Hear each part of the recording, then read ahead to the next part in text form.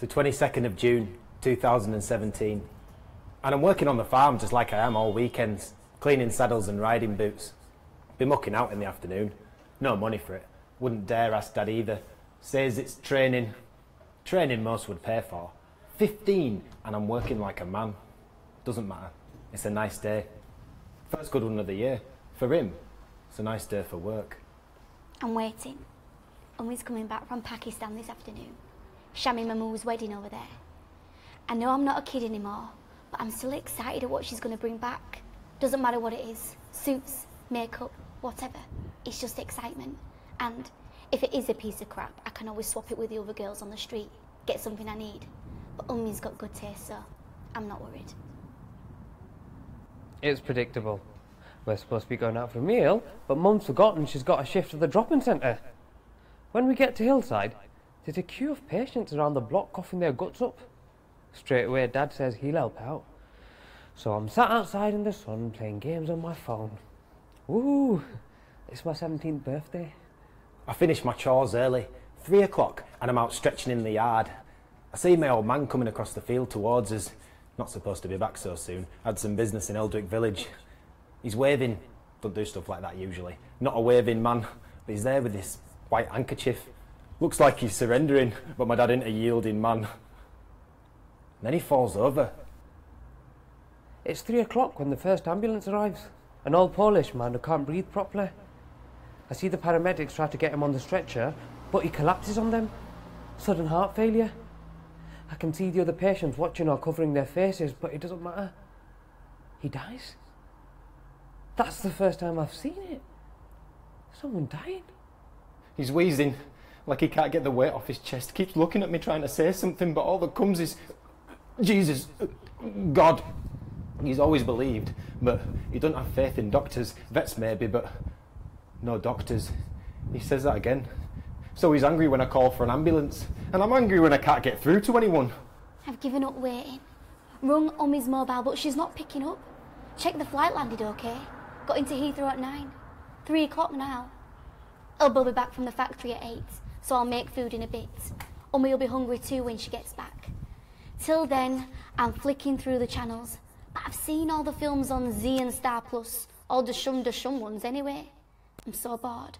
I even start watching the news. A bit of Z, PTV, BBC News, all the ones Ubba likes. And the same story keeps coming up. Disease. Same symptoms in Pakistan, Bangladesh, India, other places too. It makes my skin prickle up watching it, but I'm thinking, it's not really real on TV. And I'll ask Ummi if she noticed it over there when she gets back. But I don't, because she never comes home. I have to take him on a bus. A fucking bus. Everyone knows something's up with him, but they shut up all polite.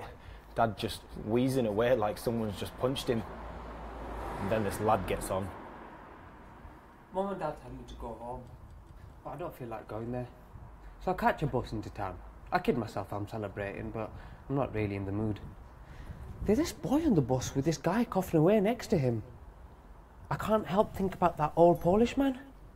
I try to block him out, but I've forgotten my headphones. So eventually, is he alright? Does he look it? You should take him to the hospital. We are. Not on this bus, this is heading for the town centre. Shit. Which one do I need? Get the 620 on Oak Lane. Or you could ring for a taxi. Don't have a phone. You don't have a phone? No. 620? Yeah. You're welcome. I never said thanks. I'm too hit up for that, and Dad doesn't take kindly on packies. But right now, Dad ain't looking kindly on anything. We've not been in this part of the city before. We're country folk. Shipley's as far as we go. We get to the BRI, and I've got him to A&E, but the place is heaving. We're sat in that triage and the stretcher's coming past, but no one for him. He's there, breathing quieter, eyes closing more often. No, I've seen this before. Back on the farm when one of the animals is dying. He made it through to the 23rd of June. They got a bed for him in the end. Mum went on the 27th. Dad, a couple of days later. It happened to them quick because they were doctors. They were in the line of fire. We found out on the phone that evening. Rizwan had rung from the hospital. Ummi had had a cough and it got worse on the flight over. They took her to A&E when they landed. Didn't tell us because they didn't want us to worry. Half an hour and the house were full of relatives. We buried her on the Monday. Then the funerals just kept coming.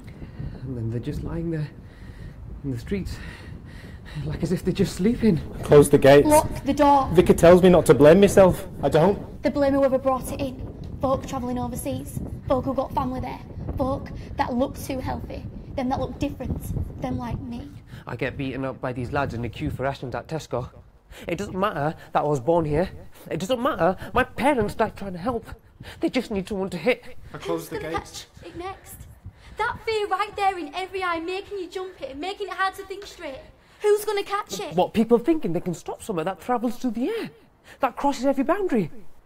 You can smell it everywhere. The ashes of those that got burnt and the stench of those that didn't, and you're hoping. I'm going to stay alive. I closed the gates and I closed my eyes.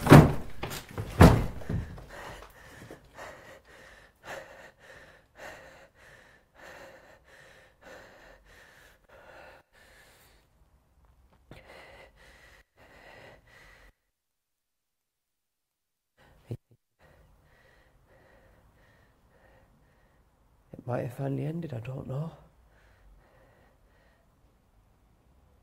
I think there's no one around to count who's left. The last time the Telegraph and Argus printed was in February. The TV was in emergency hours until July. When it went, so did the power.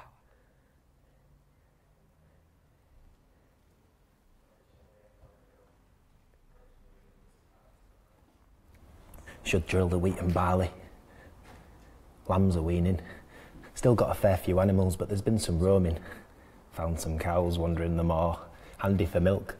I'm having to throw most of it away, but it's good for the animals, good to have a routine. There were fires over in town when the electrics went out. Riots, I think. Saw a burning cow roll downhill once. Sleep with a shotgun by my side in case it spreads here, but nothing's happened yet. Shops emptied in July and folk followed soon enough. We used to be in on the zone near. It was me and Dad before. We had workers, yeah, but only us that lived on the farm. And now it's just me. Eyes open. That's what I tell them. My family. They're not my family, but they're the nearest I've got. And I'm all they've got. Youngest, Zainab. She's 9. Her folks used to own the taxi firm on White Abbey Road. Oldest, Rafiq uncle. He's an imam and he's getting on a bit, but it's good for the younger ones to have someone older around. We're not blood kin, but there's always a cousin connection back in Pakistan. And I tell them that's going to keep us alive. Connection. See, when things got bad, it wasn't just because people got ill. It's because they stopped looking out for each other. And I tell them that each night like a bedtime story. And I tell them not to cry. Because we've cried enough. It makes sense to steal an ambulance. I find out the depot. I'm there because I thought they would have stockpiled fuel there. And I'm right. Gallons of the stuff when I load it up into the back. Driving, it's a pig. All crunching gears and stalling on every hill. I'm drawing attention to myself, which is dangerous, which you shouldn't do if you're on your own like me. But then, I start to get moving smoothly. And I think, fuck it! If anyone's going to see me, they're not going to catch me. And I think it's wrong that we're all hiding. So, I turn on my siren, and it echoes through the city. I drive up and down the valley sides, Manningham, Heaton, Undercliff, Eccleshill, Rose. People actually start coming out of their houses. Never more than 3 in a go, maybe about 30, 40 overall. They come out, and they're waving, like as if I'm some kind of ice cream van or something. They shout questions at me. Are you from the government? Have you got a cure? Do you have any medicine? And that's when I realise what I got to do. So I slow down and I tell them, No, Soz, I'm not from the government. No, I don't have a cure. Well, all those that were going to die, they're dead now. But I've got medicine. Because I am a doctor. And if you need hope, I'm your man. I think it's an animal. Out there making noise. Wakes me up at dawn. Stupid. I should already be awake. It's cold. First big cold of the year. My breath steam. And the animals are steaming too. No wind. So everything's quiet. Apart from their breathing. And my breathing. And this other thing. This thing that's killed one of my sheep. One of them's missing, and I can see panic in the eyes of the rest. I look over to the big barn and the door's half open. I go over there, slowly, because my boots are cracking on the mud and ice. When I get there, I wait outside, and I gather myself, make sure my gun's secure, and I'm upright, just like Dad taught me. And then, I burst through the door. At first, I think it's a skeleton. He's drinking straight from one of the milk pails, a dead lamb's hanging from his hand. He's tried to eat it raw. He turns around, his hand reaching out, and that's when I fire. Winter, but it's the dogs you got to watch out for. Dogs and other people. I've seen terrible things happen to folk. I'm not going to be one of them. None of my family is going to get hurt or killed because I've seen the desperate look in people's eyes between themselves living and you dying well. It's an easy choice. Learned this the hard way. Just buried another one of ours, Zafar. He got caught by a gang down the town centre and they cut him down just because they could and just because he was one of us. From now on, we'll keep a watch. No light after dark. Everyone checks in every 3 hours in the daytime. Meanwhile, Rafiq uncle leads us in namaz, but his memory's failing bad. And I have to teach the words even though I don't know it well myself. But the right words will have to wait until the future. A day where we're warm, fed and safe. It's the first animal I killed myself. I didn't eat meat before. Well, I tried to keep it as long as I could. Scavenged tins of beans, boiling the bagged rice, pasta. But now, I saw one of them, and it was just there within reach. Well, when I was a kid in the park, they'd practically just eaten from my hands. Maybe this one thought it was still that time, until I killed it, and brought it into the present.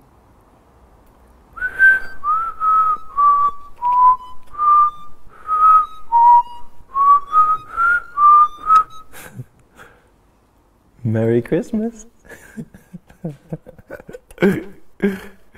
Goodwill to all men. Well, that'll happen when they're all well fed. Until then, here's to not dying. Spring. Everything's starting to grow now. Food's getting short for us. This might be the last date in Bradford. In Yorkshire, maybe. In the whole of Britain. And in the future. No more raisins, no more haldi, no more chow. So there's a choice. We can finish them off and remember the taste of the last one, or we can change the future. I made a New Year's resolution, get out more, meet people. Wasn't that hard to make, harder to keep. Not the getting out bit, in the fields every day. It's like that until I see them. Well, their fire at least. Over in the distance, Rose Village way. Maybe my mind's playing tricks on me. I can't not go. Don't want the last human I saw to be. So I saddle up a horse quick and I head over there and tell myself not to do anything stupid, but I'm galloping. Could be nothing, or could be desperate folk, hungry, nothing to lose, cannibals, or it could be...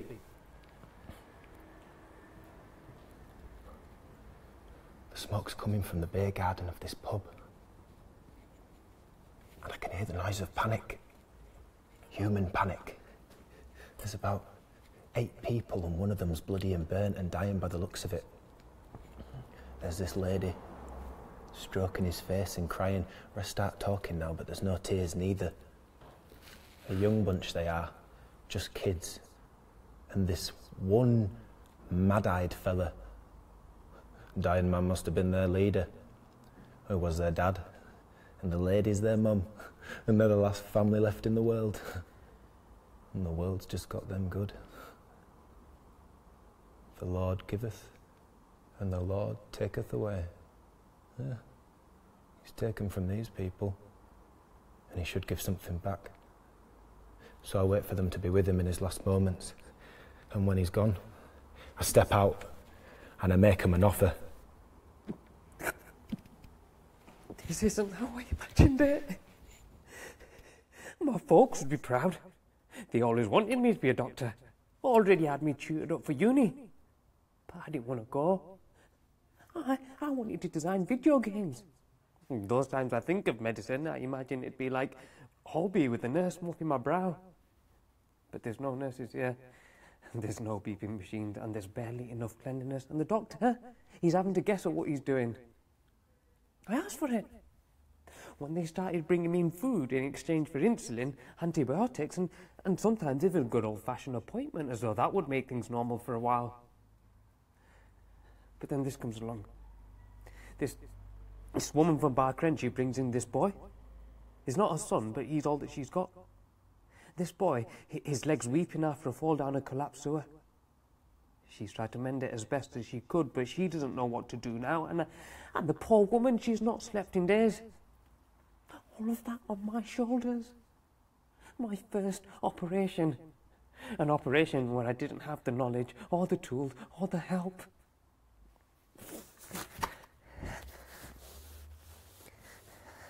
Three hours. I managed to save the boy's life. Not his leg. Takes some getting used to. People, conversation, faces. They listen to me because I know how to sow crops, how to control the animals, how to keep their bellies full. The eldest, June, she were a librarian. Railton, that's the mad-eyed fella. He worked in a call centre. Rest were students and school kids, never had to make or grow anything in their lives. Not that mattered anyway. And what are they now? Tenants, maybe, on my land. Got bunks in the sheds for 'em. Railton's muttered about it, but he knows better than to try something. I keep 'em fed, and they follow my word. Or they starve. Every time we point towards Mecca, I keep thinking how far away everything is now. How big the world is, but then how small our lives are too. Uncle Rafiq don't leave his room hardly. Since Zafar died, no one likes to go far from the town centre. On the map, stuff seems close. All those places we had family. Sheffield, Luton, Ilford, Rotterdam. But then it's just a page until you get to Pakistan. Our Pind, up there somewhere. But really it's thousands of miles of danger all the way between. Or you might end up dying on some hill with no food or water. Or the cycles will get you, hang you up because everything's your fault. And I look to the edge of my world now. The valley's as far as it goes. And I know who's up there. I've heard stories. And I wonder if it's safe. If he's safe. And I wonder how long it'll be before we've got no choice.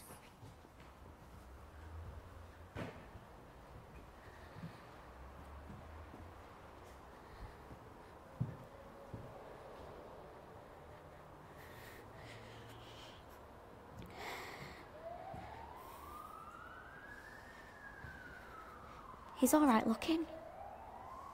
I might have even fancied him back in the day. But I don't have time for that. And even if I did, the guns are put off. Don't come no closer. I'm just here to talk. You can talk from there. Not with a gun on me. What's your business then? Just wanted to see if you were real. You what? Heard there was a farmer up Eldwick way. Just wanted to see if it were true. Yeah, that's me. What of it? Kept yourself hid, didn't you? Had to. You got people beating a path to you now. Like you. You're that girl from across the valley, aren't you? Got your own little clan. Heard about you from one of mine. We heard about you. Doing okay for yourself? Surviving. Better than most? Most don't know how to make their own food. We're trying to. Ah, you know. Just some gardens, nothing to be scared of. What makes you think I'm scared? You're the one with the gun. Yeah, I'm the one with the gun. So what else have you got What do you mean? on that farm of yours? What do you think? Sheep, moo cows, horses, chickens and a big tractor. You're not far off. What you got down there in Manningham? Just me and my family. How many of them? You tell me yours first.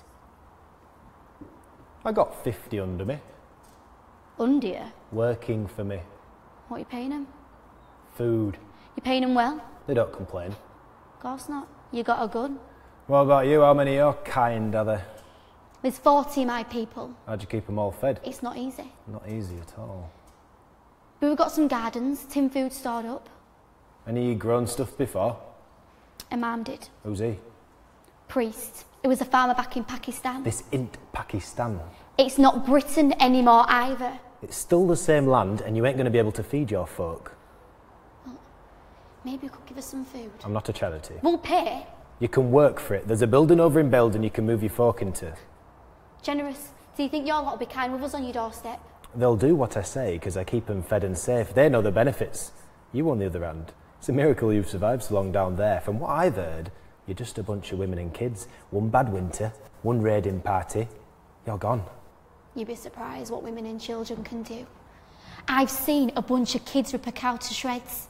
I've seen a woman kill 3 men with a carving knife. I saw a 12-year-old light another boy on fire. So don't tell me what they can do. You won't have to worry about those things up in Eldwick. We've got rules there. That's not our home. We're happy down in Manningham. What? I said no. Well, then I can't help you. We'll trade you. What you got? What do you need? Fuel. You know there ain't any. We can salvage stuff for you. Things you haven't got time to find. And we've got skills of our own. Like what? Clothes. We make clothes. I got enough. And when they wear out, We'll see what happens. Until then, a canister of milk for a cartload of good salvage, spare tyres, rope tools, that sort of thing. You do all right. And then we'll talk about food. make it 2 cans and you got yourself a deal. 1. 2. Pleasure doing business with you.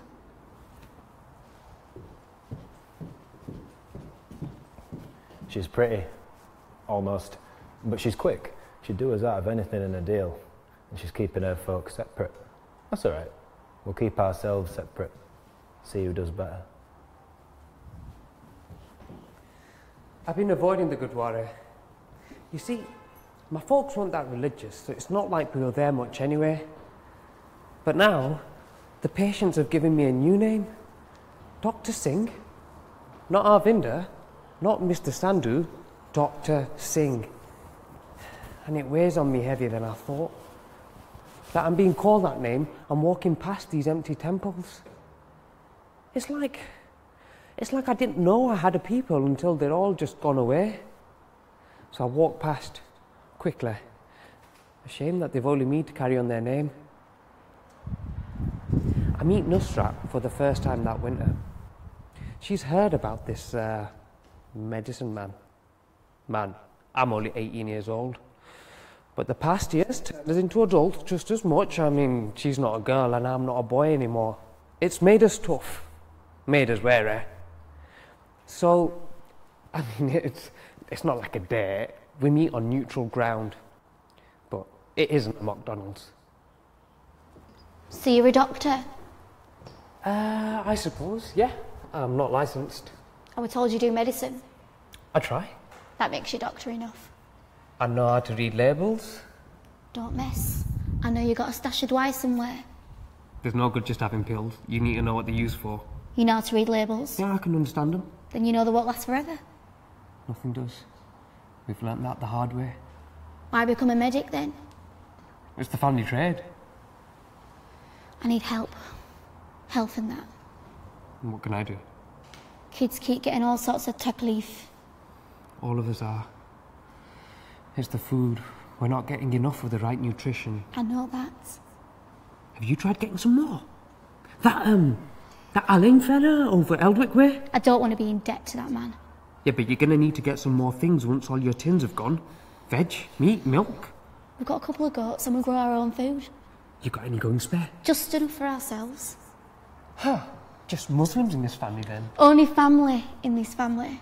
Or would you rather work for Elaine? I'll go wherever I'm needed. What's your fee? Same as everyone else. Food. Have you got anyone in particular? A man. He ain't well. What's wrong with him?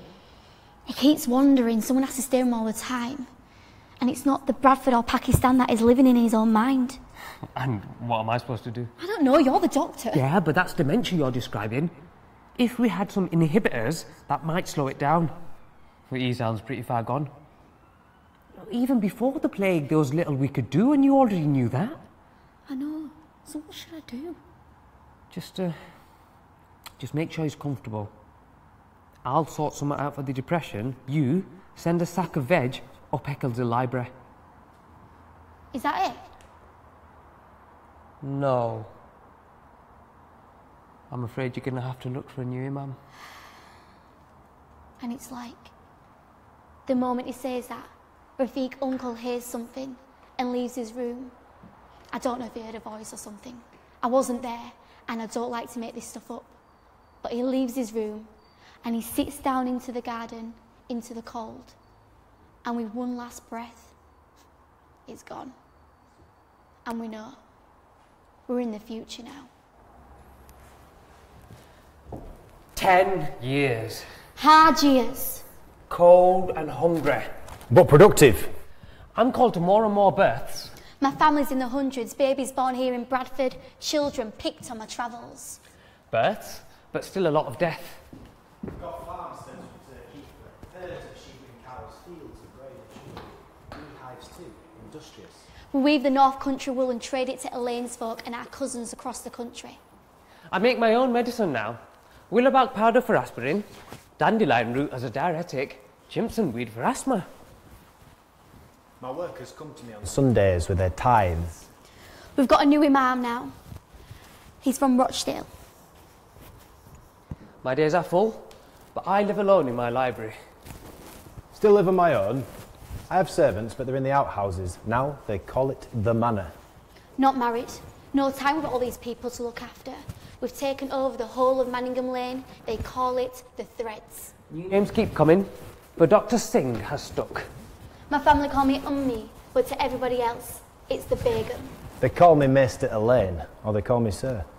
And I wear that name, but I keep looking over my shoulder. Can't get complacent.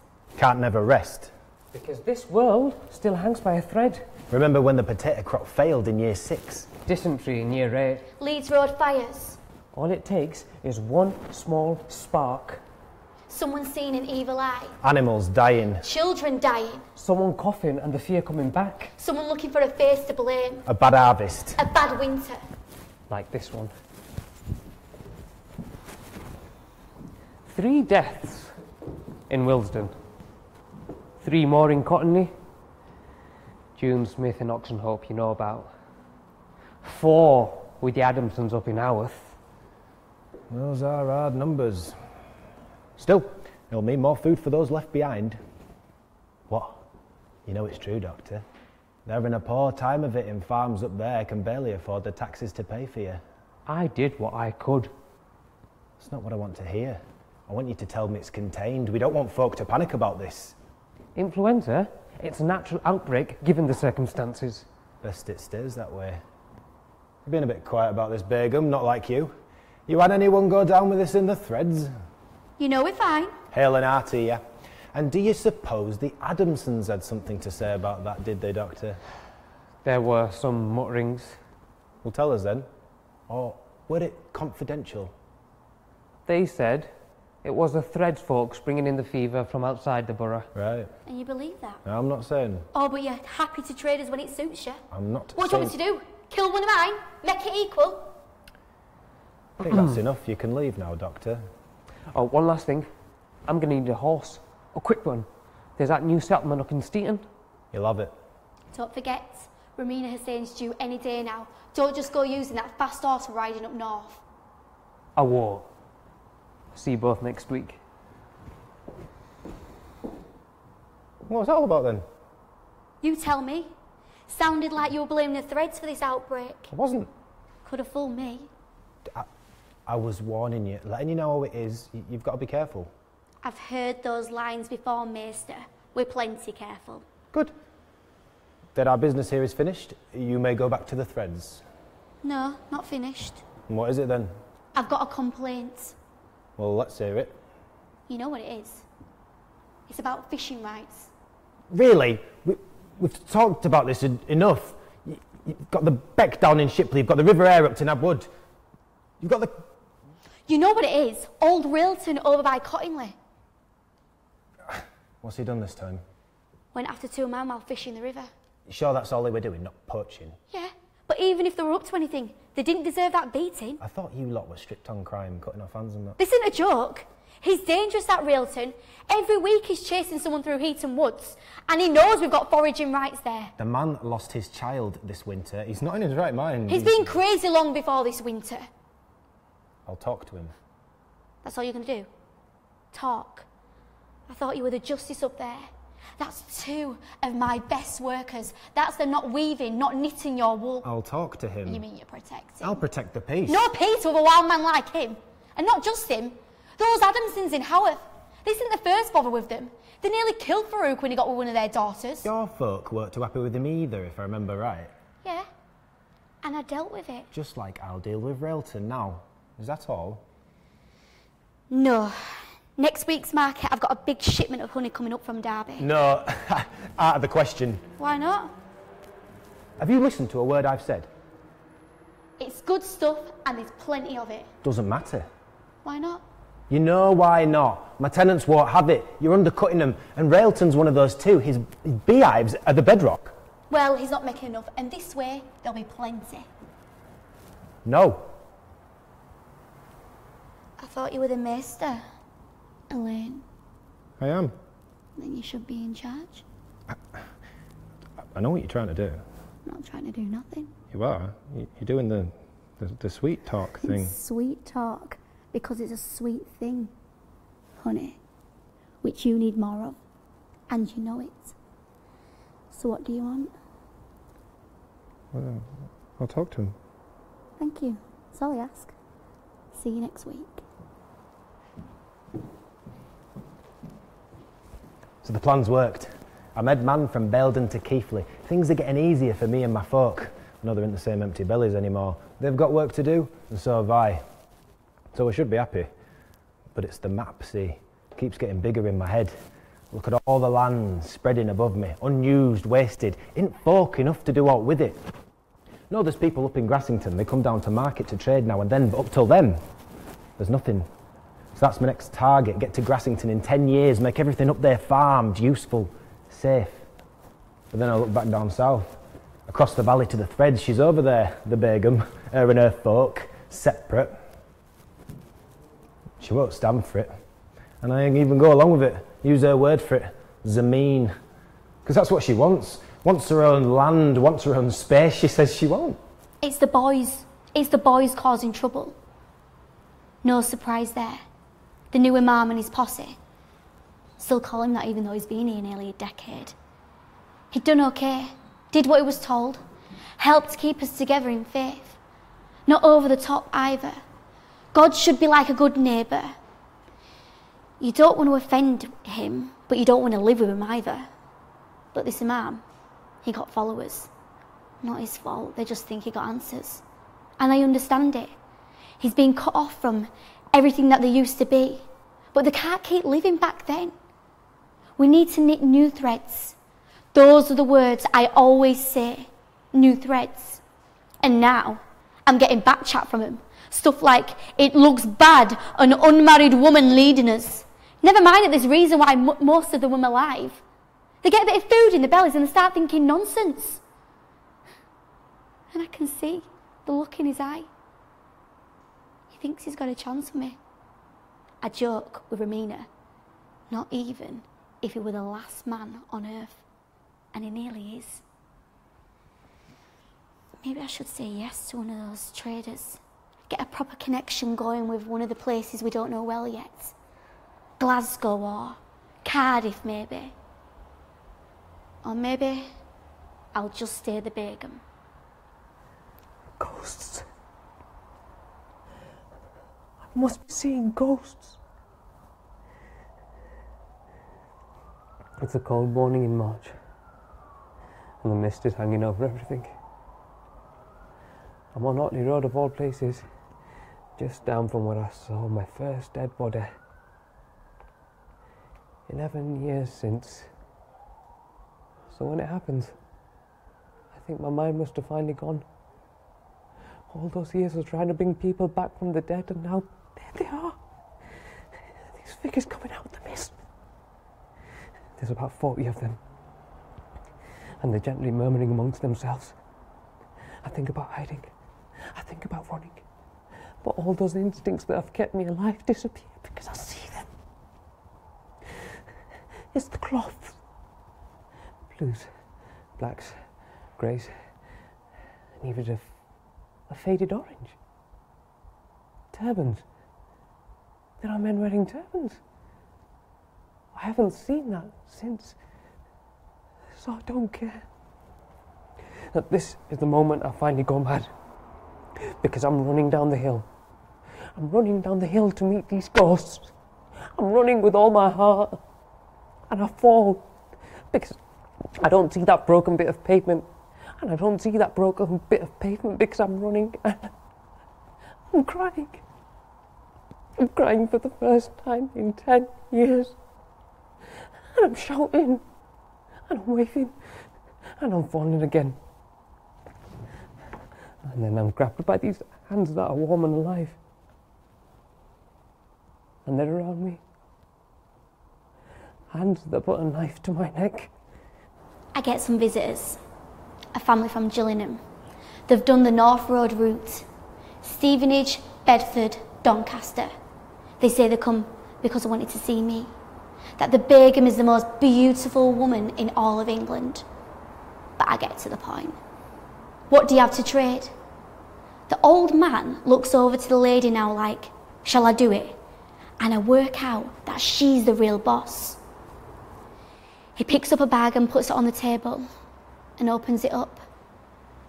And there's this pile of dried dates.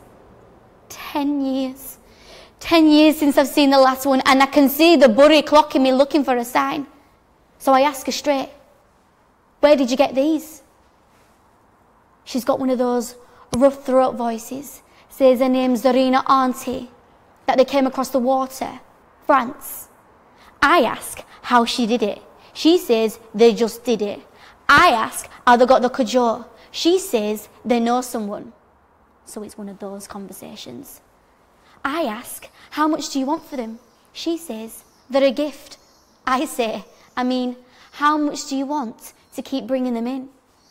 Then she clears her throat and pushes forward one of the boys. He must be about 20, tall. She says his name's Omar.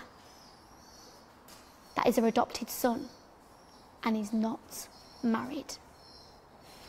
The leader, he's called Baldev Singh Ahluwalia. He must be around 40. He's the type of man I would have called a freshie back in the day. Up here illegally when things changed. That's where the rest of the band are from too. But then, one of them comes up to me. Her name's Jaswant, and she's the eldest. And she still kept this look of kindness in her face after all those years.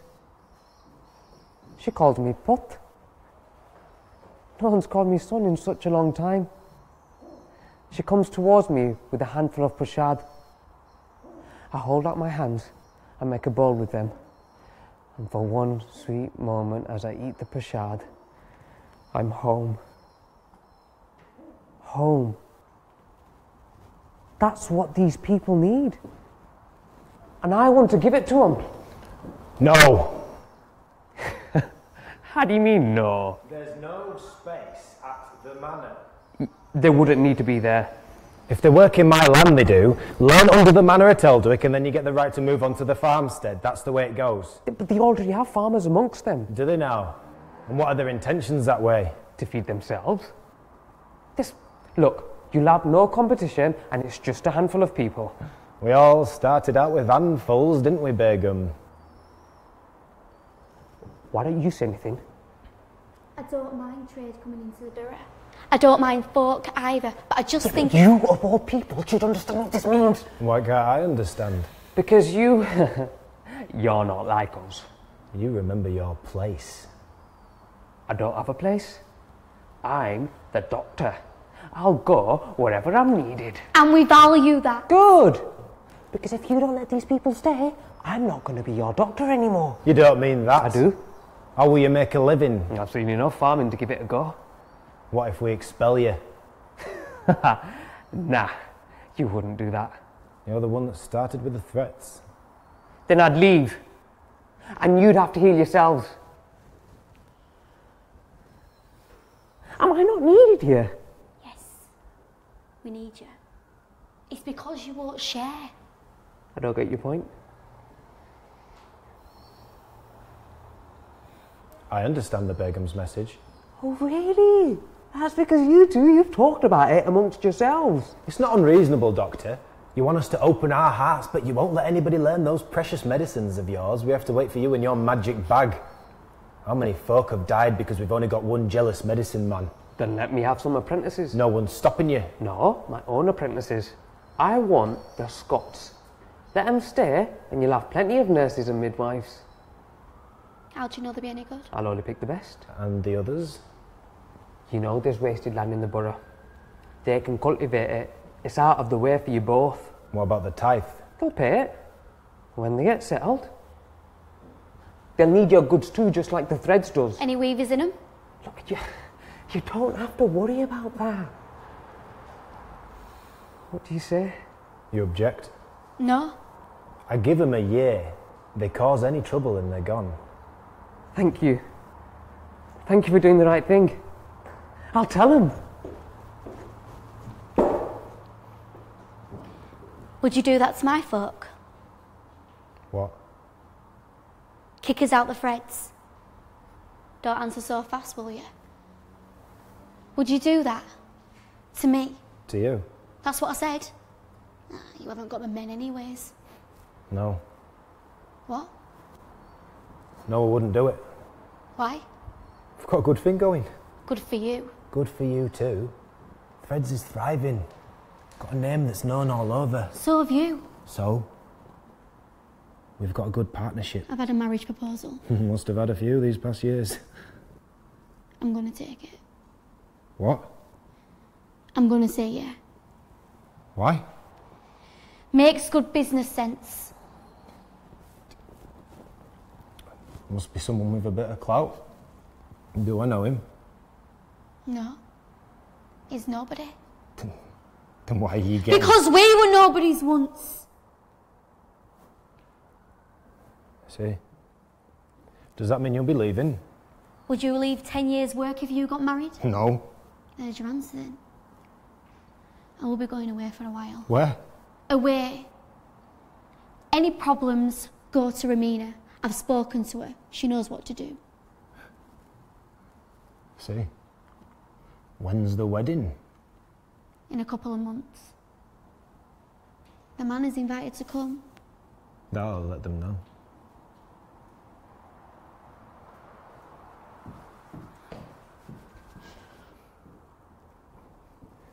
We have a bad spring.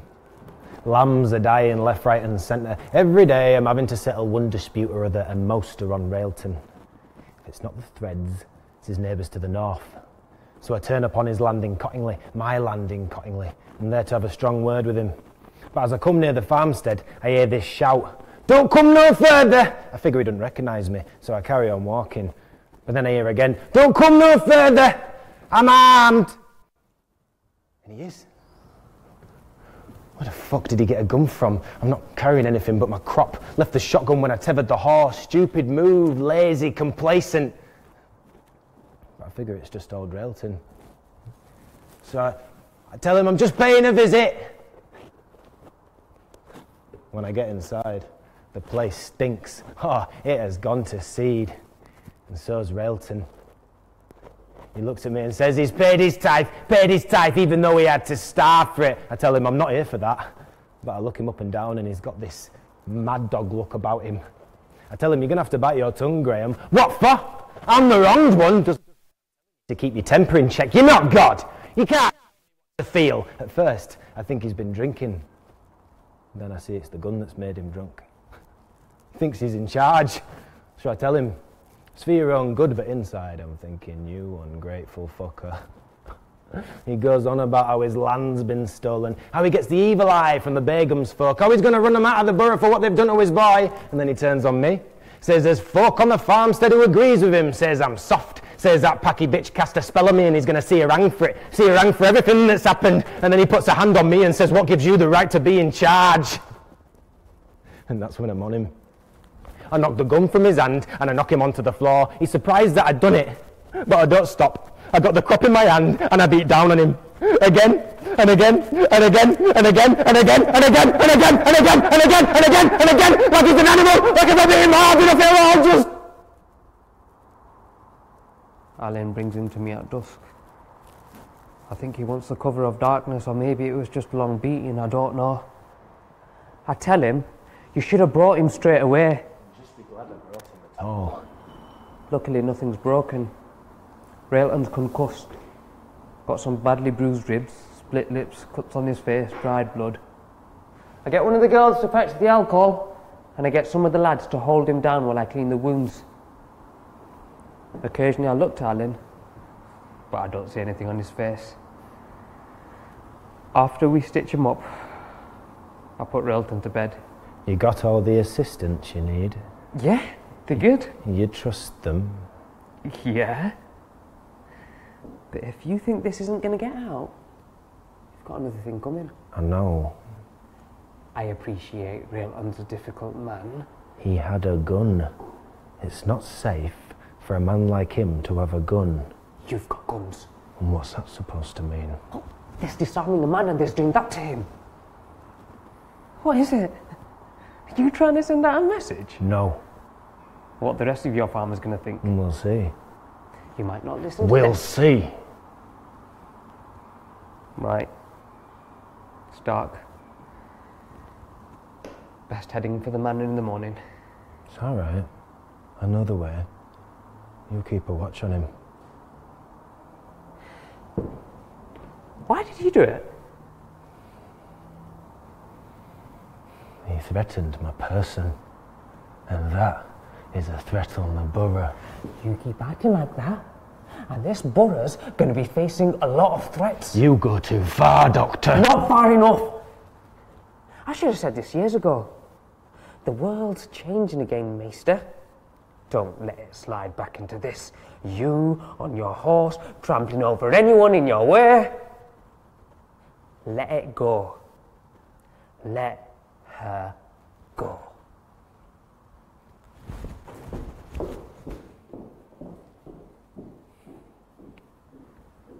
Railton survives, and when he recovers, I turn him out of his farmstead, give the land over to the Scots. Rest of the tenants don't like that, but I don't give a fuck. Punishment is punishment.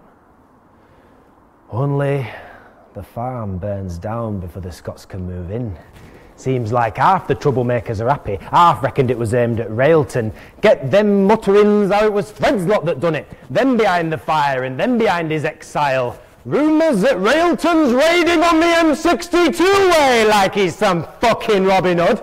Have Ramina Hussain bringing me complaints from Fred's traders. No word from the Begum, because she's too busy planning the wedding. Her wedding. Too busy to go myself because my tenants are vexed. Funny, they hated Railton before, but now that I dealt with him, they spring up in his defence.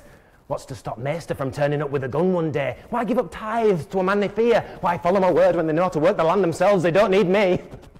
I tell them, you do need me. And I'm still Maester!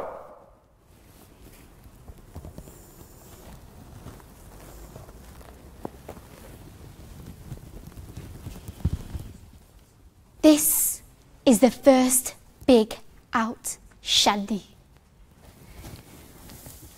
The rest of them were simple because the girls and boys are already living in the threads. This one ain't, and there's a lot riding on it. So I tell my family, best behaviour. This has to go without a hitch. But it's hard when no one knows what the Packer way of doing it is. No real fathers uncles, brothers to sign us up for the nikah. But then it goes all right. We manage a decent dolki at Cartwright Hall. We even have proper henna saved up. So I get proper Mendy. Ramina does the patterns on my hands and they look beautiful. I almost feel like a real bride.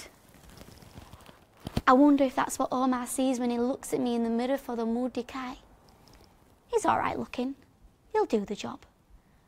The rest of the shadi day passes quick. We have a small barat from Gillingham. Zarina Auntie's got this look like she knows she made a good deal. I reckon I did too.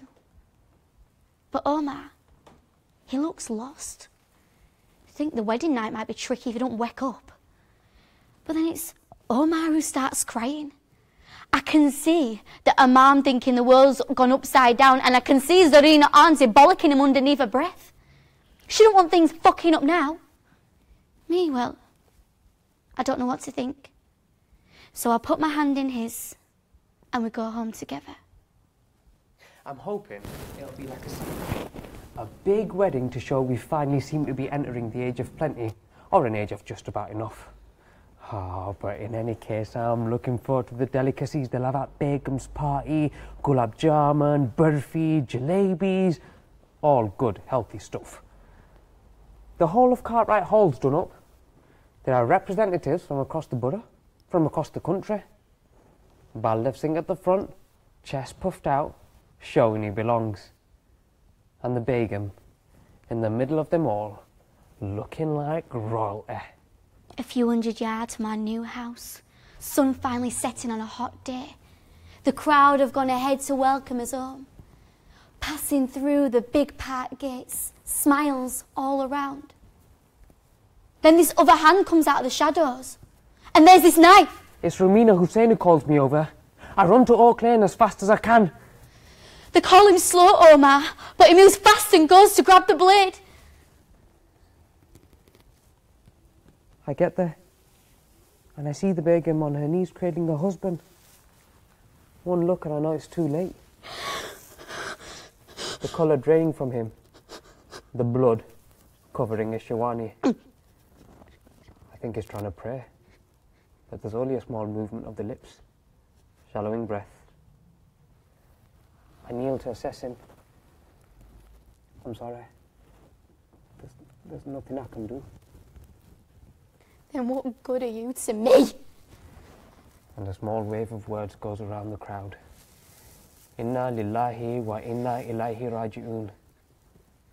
I've heard that prayer enough over the past couple of years to know what it means. And, looking down at Omar, even before they tell me, I know who's done that.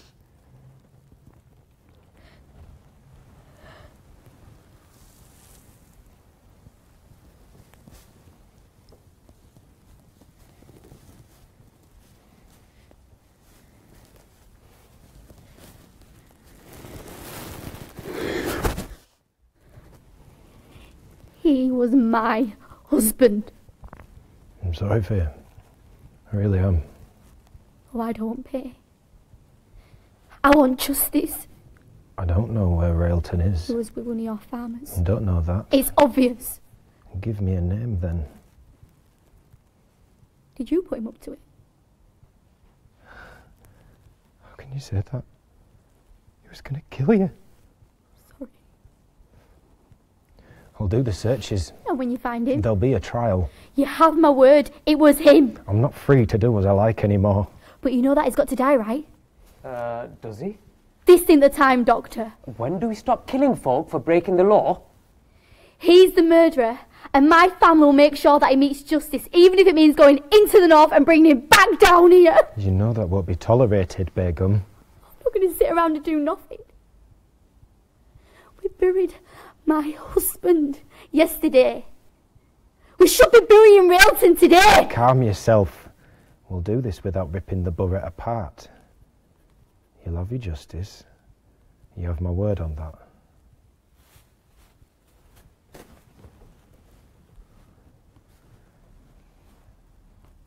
You know where he is? I have my suspicions. Adamsons are about as crazy as he is, and they don't have love for their threads neither.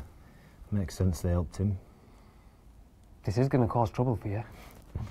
Trouble's here whether we like it or not, and it's trouble for everyone, not just for me. You don't have to kill him. You're still thinking in another world. You said there'd be a trial. Yeah. But in case you hadn't noticed, we don't have any prisons. Don't worry. I'll be humane. We find him with the Adamsons hidden in their cellar. It's black looks I get from him when I take him. Looks that says what makes him lord and executioner. Looks that come from good folk too as we take him down to Shipley Market. Try and clear the place when I get there. It's like the whole borough has turned up on another itching for trouble. Fine. It's to be a proper public trial. But then Jack Adamson says Railton ought to be tried by his peers. How he got legal, I don't know. But he says those peers have to be northerners from the borough, no one from the Threads. I look over to the Begum and her folk, and straight away there's uproar. Fix, set up, injustice, all those words chucked out. I look over to her and I wonder if she knew what she was asking of me. Because I know what I have to do. So I find my shotgun in the air, and that quietens them. And I tell them, there will be a judging of Railton. And then we look to the witnesses, who come from different corners of the borough, and there's no doubt he's guilty. But I'm guilty too. I made him desperate and angry. I'm guilty because it shouldn't have been so easy for me to do that. And I shouldn't have liked it. But I don't tell them that. Instead I ask them all, what would you have me do? They're used to listening to my orders, not the other way around. But I have to now, because I can't do this on my own. Not anymore. Because it's got to be us as a borough making the choice, even if it's the wrong one or the wrong one at the right one at the same time. I don't know. Neither do they for a while. And then they take a vote, a show of hands, and they look to me to count. And I do. And when I'm done, I look over at Railton, but his face is blank. Relieved, maybe. Like he's been expecting this death for years. Like it doesn't matter what he's done. And after all those years of trying to bring people back from the dead, I have to be there when they kill a man. I have to be there to make sure that they do it. That he don't get stolen away and turned into a legend. Something to scare my family with in their beds. I have to be there because I said he could choose his way of going. He asked for the gun, with me holding it. I have faith in the Mercer doing it right. He's a farming man. He knows how to kill clean. They don't need the doctor's proof. It's obvious when he's dead. But I owe it to him to be there. I owe it to myself. I owe it to the world that we lost. I tell myself it's like putting down a mad dog, but I know it's not. He's a man. He's a dream killer. He's every fucking thing that's gone wrong with these past years. And I think back to the first man I killed. Him with blood and milk on his lips, same animal look in his eye, animal, but man. And the look he must have seen in me. Holed up in my farm for weeks, not sleeping, scared of everyone and everything, just one day from turning the gun on myself. So I tell Railton I'm sorry. Only I don't say it with words, I say it with my eyes. And with my mouth. I tell him to kneel down. And I put the muzzle to his head.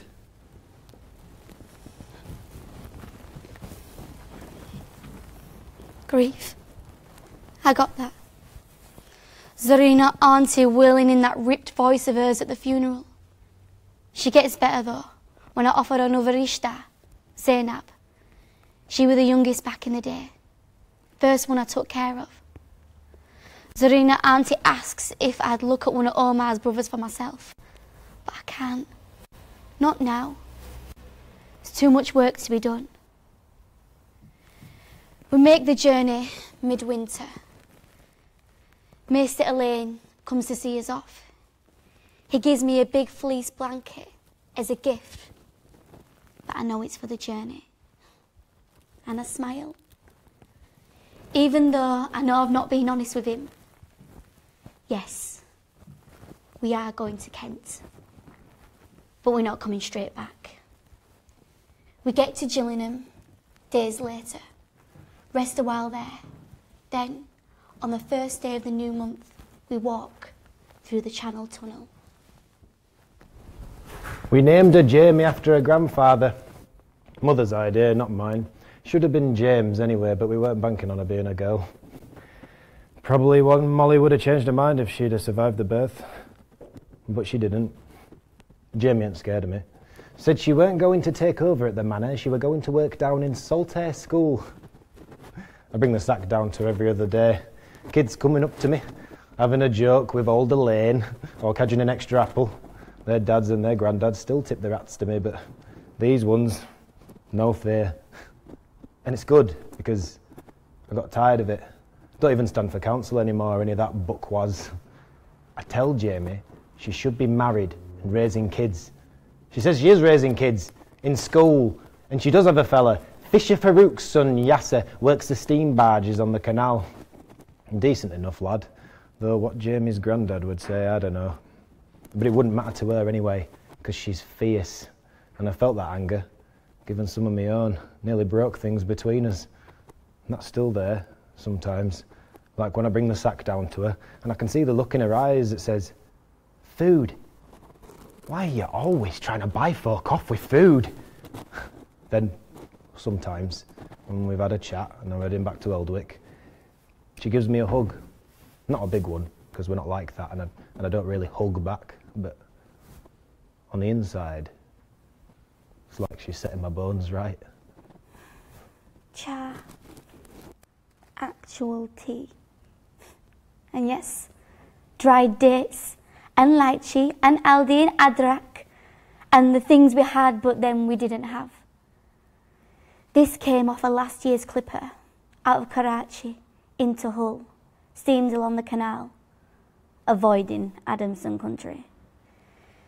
I'm on 1 cup every other day. And whilst I sit on my veranda every morning with some char and a piece of bisan, it finally feels like the easy days have come. Almost anyway. Happy birthday to me. Happy birthday to me. Happy birthday. Happy birthday. Happy birthday to me. The lake formed in the town centre about 30 years ago. Should have seen it coming. Bradford Beck's been buried underground for more than a century. Oh, it was buried.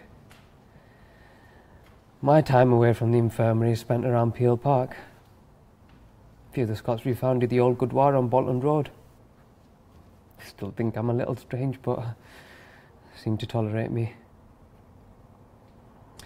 What other time I have, I'm working on my magnum opus, a history of the borough from the time of the fall to now, writing it in longhand.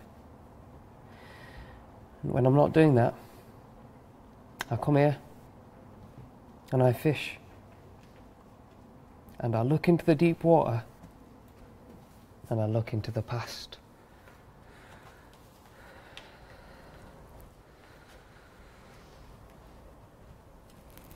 I don't remember my parents' faces. All the photos I had of them were on mobiles or online. I got some developed ones, but I don't have them on show. I don't know why. And I wonder if I made it happen secretly. And did I want him to die? Because it's not been easy. But when I look back now,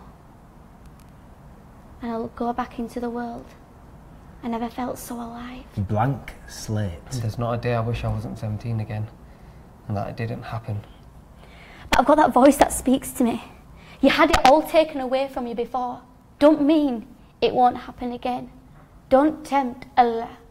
And you do that by making sure you don't love too deep, because they all get taken away from you in the end. You make sure you look after the ones that get left. At the start, I argued with Jamie to leave the school, but she tells me I don't know what it's like to pour myself into something. I tell her about the manor, but she says that that's not the same thing. Zameen, land, call it what you want. It's not the same as people. And if you get used to people dying and you get used to not caring, then what's the fucking point in being alive? You look out over this borough, and it's like the land has healed over the city. Scar tissue. But it doesn't work like that. because my parents want an injury to this land. What still hurts is their passing, and I can't forget that. But forgetting's a useful thing. Means you can get on with the present and the future. I remember Omar and everyone else in the morning, but then I put them back. I'm the Begum, and even though I'm old and I don't move the way I used to, my folks still look up to me. I look up to me. Sometimes I think I made a prison for myself. I want to tell them, I'm not Mr. Elaine. My name's Jason. My name's Arvinder. I'm 17 years old and I see my first death. I'm 28 and no one calls me Nusrat anymore. I'm walking out of Jalalabad, Peshawar's down the road, and the rest of old Pakistan.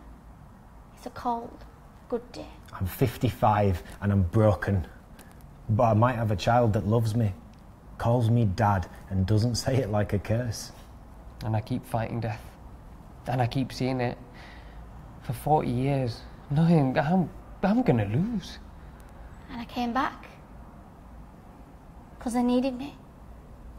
And even if I didn't know it, I needed them. My end's coming, and I can feel it. And don't need a doctor to tell me that. And I write my history.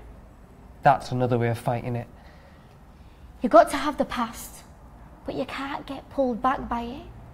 We need something pushing us forward.